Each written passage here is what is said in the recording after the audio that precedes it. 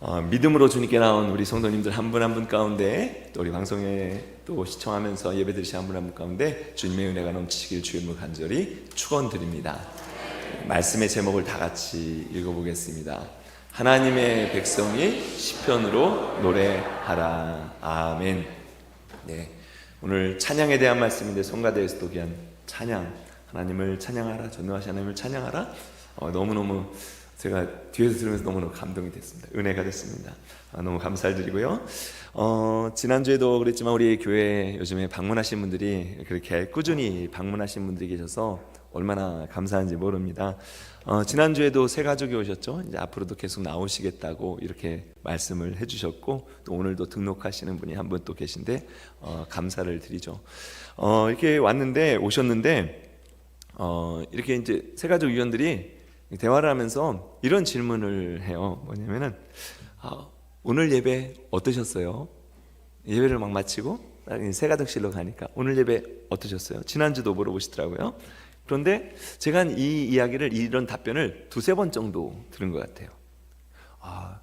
이 교회는요 찬양을 많이 부르는 것 같아요. 찬양을 많이 부르는 것 같아요. 그래서 제가 이렇게 말씀드렸습니다.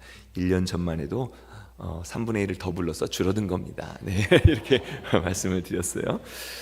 감리교 운동을 시작한 존 웨슬리 목사님은 19명의 자녀 중에 15번째로 태어났습니다.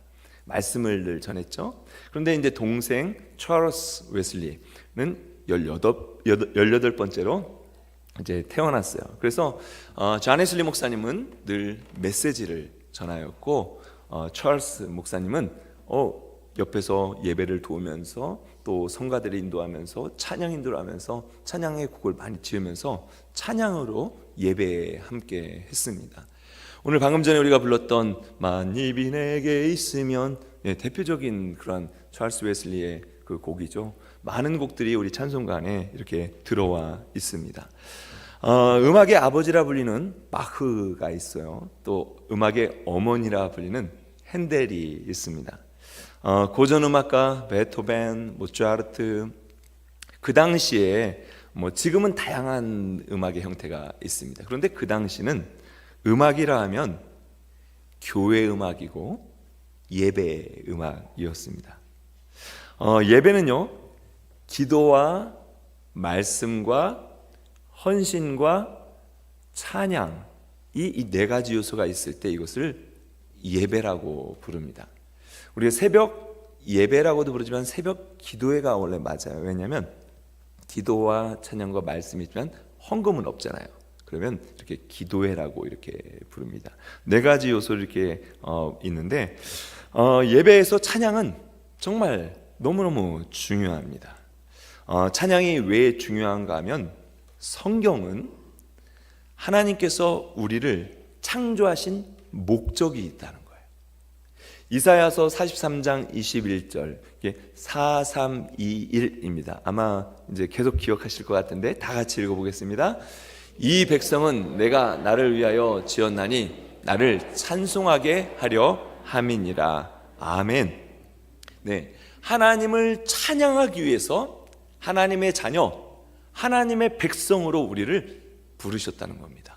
우리를 지으셨다는 거예요. 하나님께서 내 마음에 합한 사람이다 라고 부른 사람이 다윗 왕입니다. 다윗 왕은요 많은 시편을 썼습니다. 또 시편을 썼을 뿐만 아니라 시편으로 찬양, 노래도 불렀습니다. 아삽도 여러 편을 썼죠. 아삽은 그 당시에 찬양대의 지휘자, 성가대 지휘자 되는 그런 사람입니다. 바로 아삽도 여러 시편이 있고요, 모세도 한 개의 시편이 있고, 솔로몬의 시편도 72편과 127편 두 편이 있습니다. 그런데 127편에 보면 이러한 제목이 달려 있어요. 뭐냐면 성전에 올라가면서 부르는 노래입니다. 그러니까 시로도 썼지만 이거는 불려지기 위해서 부른 것이 바로 시편입니다. 시편으로 기도했고요, 시편으로 찬양했습니다. 그러니까 하나님의 말씀을 가지고 기도하고 하나님의 말씀을 가지고 찬양했다는 거예요. 시편이 히브리어로 테힐림입니다. 테힐림의 뜻은 찬양하는 노래들이다 라는 뜻입니다. 시편 자체는 찬양하는 노래들이에요. 우리가 이제 한자로 시편 이렇게 하는데 시 묶을 편 해서 시편입니다. 그런데 우리가 이제 시편을 얘기할 때는 성경에 이제 여러 종류의 책이 있죠. 창세기를 부를 때는 1장, 2장, 마태복음 1장, 2장, 3장, 4장 이렇게 부르는데 시편을 부를 때는 그래서 시편 1편, 시편 2편 이렇게 우리가 구분해서 부르기도 합니다. 그 대표적인 시편이 1편과 100편입니다. 오늘 그래서 1편과 100편에 있는 말씀을 가지고 우리를 하나님께서 주님의 전으로 나오게 하셨는데 왜 나오게 하셨는가? 바로 찬양하는 백성으로 우리를 부르셨다라는 것을 함께 알아보고자 합니다. 먼저 하나님의 백성은요, 하나님의 말씀을 기뻐해야 합니다. 자, 시편 1편 말씀 2절 말씀 다 같이 읽겠습니다. 오직 여호와의 율법을 즐거워하여 그의 율법을 주야로 묵상하는도다. 아멘. 네, 아까 기도할 때도 이 말씀을 언급해 주셨는데 시편은 총 몇 편으로 되어 있습니까? 네네, 다 크게 대답하셨어요. 150편. 할렐루야 그성수 하나님의 찬양 그거 내게 제의를 찬양할지어다 나팔소리 찬양하면 시편 150편으로 이렇게 되어 있습니다. 150편으로 되어 있는데 이 1편이라는 것은 처음이라는 것은 나머지 149편을 대표하는 것이 바로 시편 1편입니다. 시편 전체가 드러나고자 하는 것이 무엇인가? 복 있는 사람은 이렇게 시작하네요. 복 있는 사람이 누구인가 라고 했을 때 하나님의 말씀을 즐거워하는 자가 복 있는 사람입니다. 하나님의 말씀을 기뻐하면 그 가운데 기쁨이 있다는 거예요. 2026년에 저희가 이제 성경통독 5분 샤우팅을 하면서 교구별로 이제는 실시를 합니다. 하나님의 말씀을 반복해서 우리가 읽고 매일 읽습니다. 묵상하면서 이걸 하는 목적이 있습니다. 뭐냐면요, 교리를 배워라, 또 아니면 바른 규칙을 배워라, 올바르게 말씀대로 살아가라, 이런 의미도 있지만 하나님의 말씀을 묵상하면 묵상할수록 하나님의 말씀이 우리한테 임하여 기쁨이 되는 삶을 살아가는 것, 이것이 우리가 하나님의 말씀을 읽어야 될, 묵상해야 될 그러한 이유입니다. 전에 한번 말씀드린 적이 있습니다. 저희 교회를 사용하는 웨체스터 지역 유대인 합창단이 있습니다. 한 달에 2번 정도 이렇게 연습을 하고 있어요. 우리가 맨해튼이나 우리 웨체스터 지역에 유대인 랜로드가 있는 분이 또 그런 곳에서는 이제 가게를 하시는 분들이 계셔요. 그러면 월세를 얼마나 많이 받습니까? 그렇죠? 그런데 한번 사용하는데 25불을 낸다고 그래가지고 저희 기획위원회에서 정말 그러면 받지 않는 게 낫습니다. 그래서 안 내셔도 되는 걸로 이렇게 됐다고 말씀을 드렸잖아요. 근데 그 유대인 합창단이 오늘 3시에 발표회를 합니다. 저희 교회도 곧 와서 아마 특송을 할 겁니다. 근데 유대인 합창단의 이름이 있어요. 그게 뭐냐면 콜 라이나입니다. 콜 라이나. 이 노래도 있죠. 콜 라이나에서 뭐 유대교 노래 그러면은 뭐 유튜브에 찾으면 막 어깨동무하면서 막 뛰면서 뭐 앞으로 자꾸 강강술래 하면서 이렇게 하는 것이 콜 라이나입니다. 근데 그 콜 라이나의 의미가 있어요. 보이실지 모르는데 밑에 작게 흐리게 써 있는데 사진을 찍어서 좀 흐린데 이 의미가 joyful voice, 즐거운 소리, 기쁨의 소리라는 의미입니다. 기쁨의 소리로 하나님을 찬양하고자 하는 그런 마음이 있다는 거예요. 신학교를 다니면서 제가 이제 예배학 시간에 예배학이니까 이제 회당 예배, 이스라엘의 회당 예배도 어떻게 드리는가 이제 교수님이 데려간 적이 2번이 있습니다.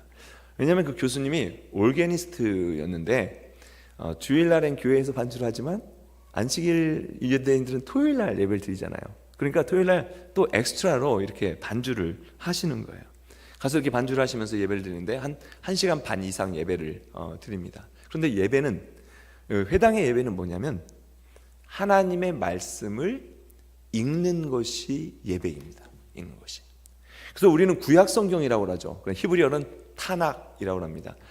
우리는 이제 39권으로 있고 그 유대교도 마찬가지죠. 근데 구분이 달라요. 뭐냐면 율법서 도라, 또 예언서 네비힘, 또 성문서 케투빔, 이렇게 해서 3권의 두루마리로 되어 있습니다. 그래서 이제 예배가 시작되면은 이 두루마리를 안에서 가져와서 쫙 펴놓고 이것을 읽어가는 거예요. 그리고 그 자리 그대로 덮었다가 두고 또 2번째 두루마리를 갖다 놓고 또 3번째 두루마리를 가지고 읽는 것이 1시간 이상 동안 이렇게 하나님의 말씀을 읽는 것이 예배입니다. 우리가 성경 통독을 하잖아요. 성경 통독이 곧 예배입니다. 유대인들에게는 예배예요. 하나님의 말씀을 읊조리는 예배입니다. 그런 다음에 한 10분 정도 찬양을 해요. 찬양을. 무슨 찬양을 하냐면 시편에 있는 말씀을 가지고 저는 알아듣지 못하지만, 저는 이해하지 못하지만 나름대로 은유를 붙여가면서 찬양을 합니다. 시편은 그렇구나, 유대인들이 말씀을 가지고 시편을 가지고 찬양을 통해서 하나님께 영광을 올려드리는 그런 예배를 드리는 것을 우리가 이해할 수가 있고, 우리도 하나님의 말씀을 가지고 기도할 뿐만 아니라 찬양하는 삶을 살 수 있는 저와 여러분이 되었으면 좋겠습니다. 하나님의 말씀을 기뻐하는 것이 바로 하나님의 백성의 자세입니다. 근데 어떻게 해요? 2절 말씀에 보면 주야로, day and night, night and day, 주야로 말씀을 묵상하는 건데, 주야로 말씀을 묵상하려면 이게 그냥 이렇게 되지 않습니다. 뭐냐면요, 훈련이 되어야 돼요. 내가 해야 되겠다라는 결단을 해야 낮에도 말씀을 읽고 밤에도 말씀을 읽습니다. 복 있는 사람이 어떤 사람입니까?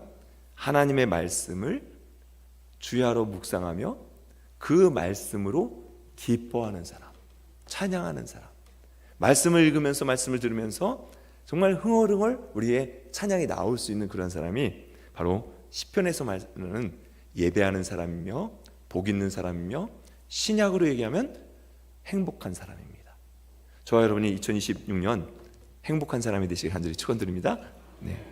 그리고 이제 시편 100편에 보면 하나님의 말씀을 기뻐할 뿐만 아니라 하나님이 누구이시며 우리를 위해 무슨 일을 하셨는지 찬양을 통해서 기억해야 함을 나타내고 있는 것이 100편입니다. 자, 1절 말씀 다 같이 읽겠습니다. 온 땅이여 여호와께 즐거운 찬송을 부를지어다. 4절도 다 같이 읽도록 하겠습니다. 4절. 감사함으로 그의 문에 들어가며 찬송함으로 그의 궁정에 들어가서 그에게 감사하며 그의 이름을 송축할지어다. 아멘. 네, 우리가 예배를 드려 나오면서 교회 오면서 그렇죠, 감사하는 마음으로 우리의 마음과 영혼과 힘과 뜻을 다하여 주님을 찬양하기 위해서, 예배하기 위해서 나옵니다. 근데 우리가 이 기도가 이제 5손가락이라고 얘기하잖아요. 하나님 감사합니다, 회개합니다, 들어주세요, 예수님의 이름으로 기도합니다. 이게 기도의 5손가락입니다. 하나님, 전능하신 하나님, 역사하신 하나님, 오늘도 전지전능하신 하나님, 이게 하나님을 찬양하는 것입니다. 가장 먼저 해야 될 것이 하나님을 찬양하는 것이고, 2번째도 마찬가지입니다. 하나님께 감사하는 거죠. 지금까지 인도하신 하나님, 역사하신 하나님, 우리를 도우신 하나님 감사합니다. 이 표현이, 이 기도가 하나님을 찬양하고 감사하는 것이 기도고, 이 기도가 찬양으로 또 우리가 드려질 수가 있습니다. 하나님께서 우리를 창조하심에 감사하고 우리를 구원해 주심에 감사하며 우리와 함께 하시는 은혜를 기억하면서 감사하는 것입니다. 하나님의 자녀는 감사할 의무가 우리에게 있습니다. 왜냐하면 감사는 우리를 향하신 하나님의 뜻이라고 데살로니가 전서 5장 18절에 바울이 우리를 통해서 우리에게 말씀하고 있습니다. 찬양은 하나님을 향한 외적인 표현이고요, 감사는 하나님을 향한 우리의 내면적인 반응이 감사입니다. 내면적인 반응을 외적으로 표현하는 것, 이것이 바로 찬양입니다. 어떻게 해요? 범사에, 모든 일에, 밤과 낮, 낮과 밤 모든 일 가운데 이렇게 하나님을 찬양하는 삶이 하나님의 백성의 삶입니다. 어느 때는 우리가 찬양이 입으로 나올 때도 있어요. 흥얼거릴 때도 있습니다. 근데 어느 때는 정말 너무너무 어려움을 당하면 찬양이 쏙 들어갈 때가 있습니다. 찬양을 멈출 때가 있습니다. 맞아요, 이렇게 말씀하시는데, 맞아요 말씀하시는데 그렇지 않습니까? 사도 바울이 신라와 함께 빌립보에 가서 복음을 전했습니다. 복음을 전하다가 귀신 들린 어떤 여인을 만나게 됩니다. 예수의 이름 명하노니 귀신아 떠나가라 선포하였더니 그 여인이 잠잠해지면서 귀신이 떠나갔어요. 한 사람이 온전해진 겁니다. 완전히 고침을 받게 된 거죠. 그랬더니 이 귀신 들린 여인을 통해서 돈을 벌었던 사람들이, 점도 치고 돈을 벌었던 사람들이 화가 난 거예요. 이렇게 얘기하죠. 이상한 사람들이 들어와서 이 도시를 어지럽히고 있다. 잡아서 옷을 벗기고 매로 치고 감옥에 집어넣습니다. 사진을 보시면 이 사진이 우리 함께 가셨던 분 익숙한 사진일 거예요. 빌립보 시장터에 가까이 옆에 있는 그 굴 속에 있는 곳인데 아마도 바울이 이 잡혀 있었던 감옥이 아닐까. 발이 묶이고요, 매를 맞아가지고 몸은 아픕니다. 그때 바울과 실라가 어떻게 합니까? 자, 사도행전 16장 25절 말씀 다 같이 읽겠습니다. 한밤중에 바울과 실라가 기도하고 하나님을 찬송하며 죄수들이 듣더라. 아멘. 하나님을 찬양했습니다. 어떤 찬양을 드렸을까요? 네, 시편에 있는 말씀을 아마 찬양했을 거라고 여겨져요. 그 당시에는 구약 성경밖에 탄악밖에 없었으니까 그렇죠. 찬양 중에 땅이 흔들렸습니다.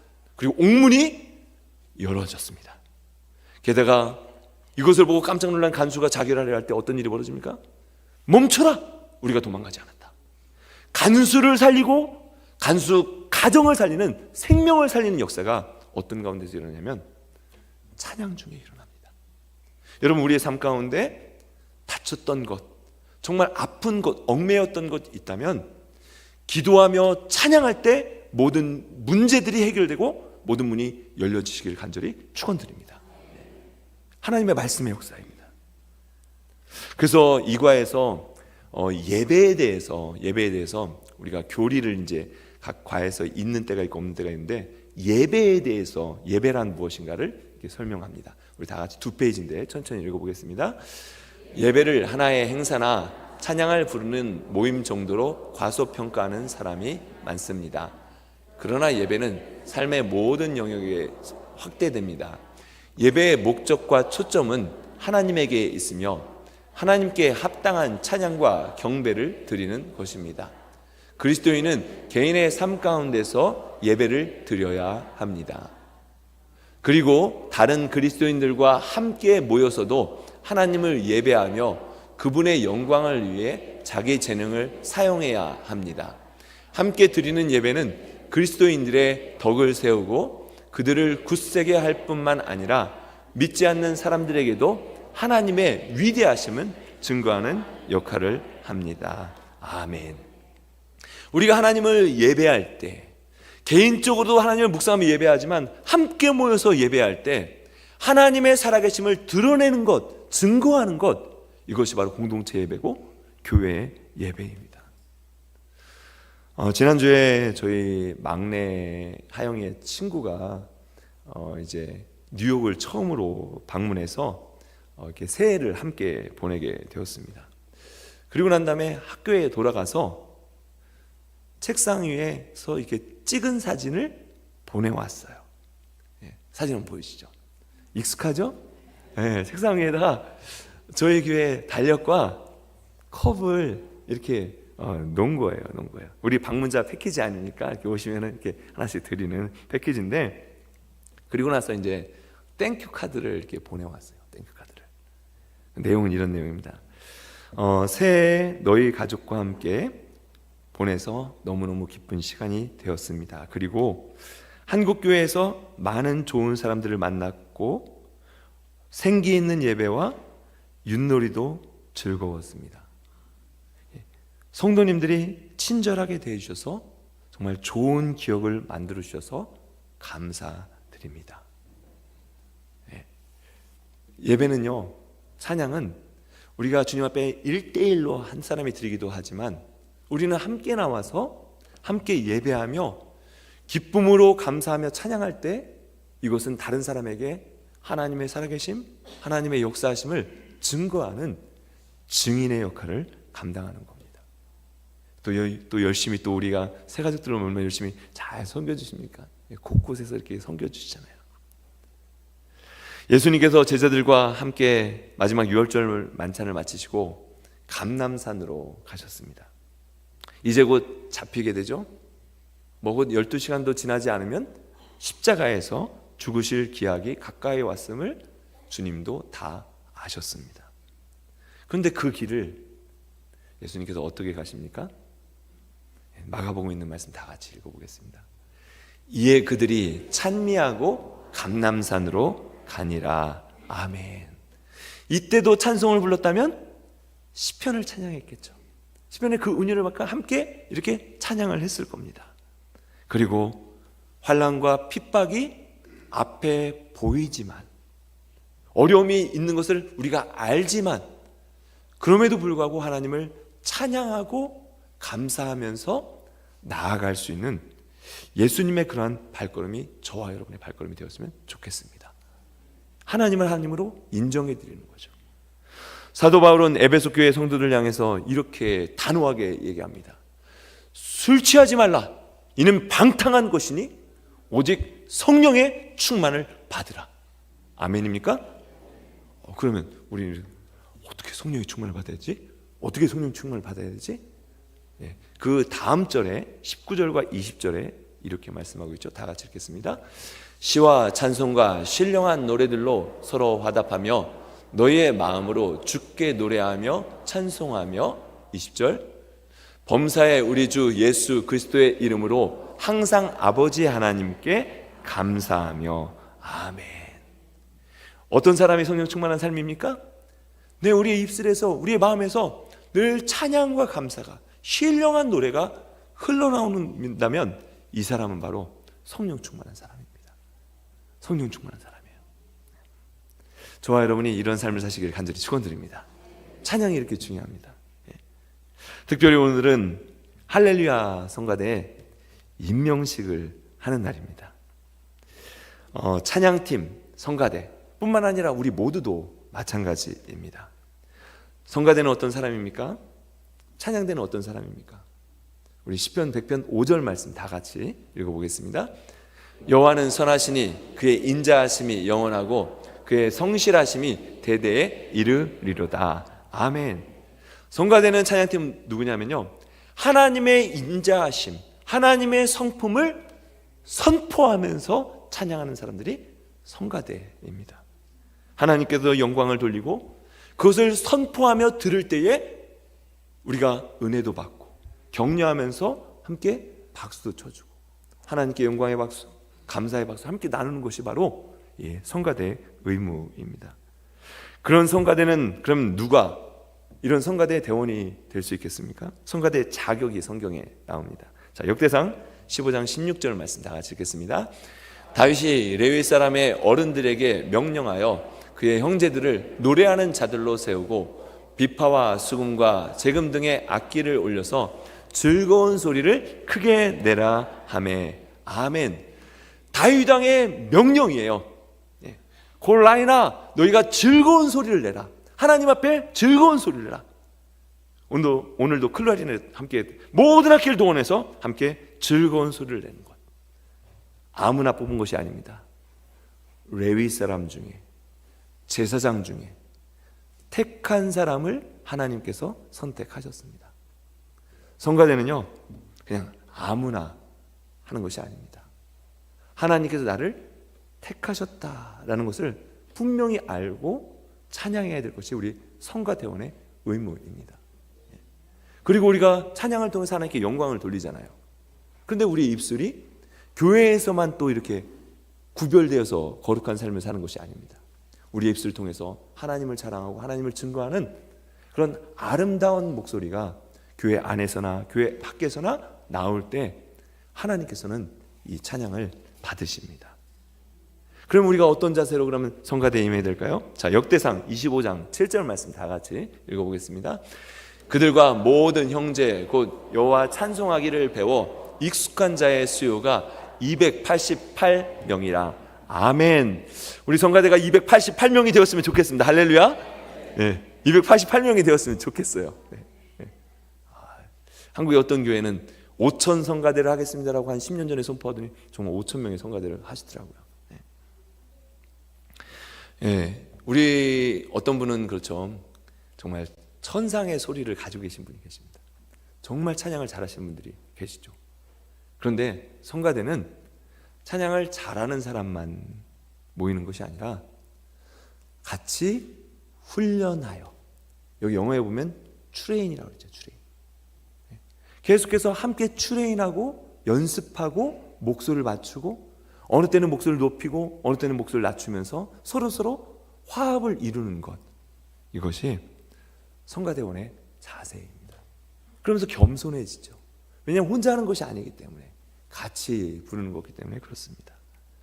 또 이 성가대가 왜 중요하냐면, 찬양은요, 성가대는 영적 전투입니다. 모압과 암몬 연합군이 유대 나라를 침공해 왔습니다. 여호사밧 왕이 어떻게 합니까? 이런 명령을 내립니다. 다 같이 역대하 20장 말씀 읽겠습니다.